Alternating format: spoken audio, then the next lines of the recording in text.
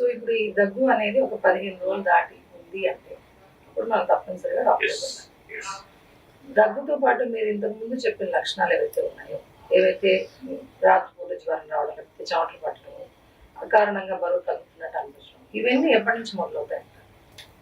TB bacteria శరీరంలో దూరిన తర్వాత ఒక్కసారి నేను ఇందాక అన్నట్టుగా రోగ లక్షణాలు ఏమి ఉండకపోవచ్చు కూడా, కానీ ఒకసారి మొదలవుతే సాధారణంగా ఒక నెల 6 వారాలు తర్వాత మొదలవుతాయి పెళ్లిగా. అయితే ఇందులో చిన్న గమ్మత్తు కూడా ఉంది. ఈ మనం వేరే విషయాలు మాట్లాడే ముందు ఈ టీబీ పురుగు గురించి మాట్లాడాలి. టీబీ బ్యాక్టీరియా చాలా టఫ్ బ్యాక్టీరియా అండి. వేరే బ్యాక్టీరియాతో పోలిస్తే దాని చుట్టూ ఒక ఇనప కవచం ఉంటుంది. అదేమిటంటే యాసిడ్, తర్వాత కొవ్వొత్తిలో ఉండే ఆ వ్యాక్స్ ఉంటుంది కదా, ఆ వ్యాక్స్,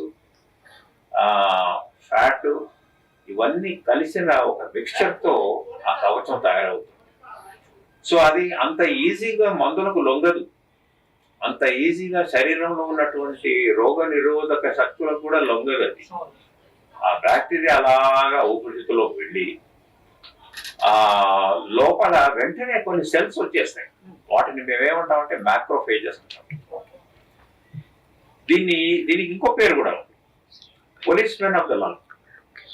అంటే ఎక్కడ గొడవ అయితే అక్కడ పోలీసు వచ్చేస్తారుగా, అలాగా ఈ పోలీస్ మెన్, ఈ మ్యాక్రోఫేజెస్ తక్కువని అక్కడికి వెళ్ళి ఆ టీబీ బ్యాక్టీరియాని చుట్టుముట్టి దాన్ని మింగేసి అలా పట్టుకుంటాయి.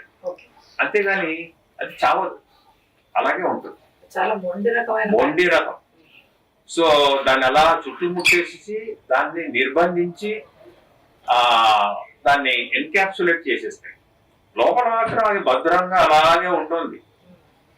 ఎప్పుడు ఛాన్స్ దొరికితే మల్టిప్లికేషన్ స్టార్ట్ చేద్దామా అని. సో అలా ఉన్నప్పుడు మన రోగ నిరోధక శక్తి బాగున్నంత కాలం, లోపలున్న మ్యాక్రోఫేజెస్ బాగున్నంత కాలం ఆ బ్యాక్టీరియా అలా నిర్బంధం అయి ఉంటుంది.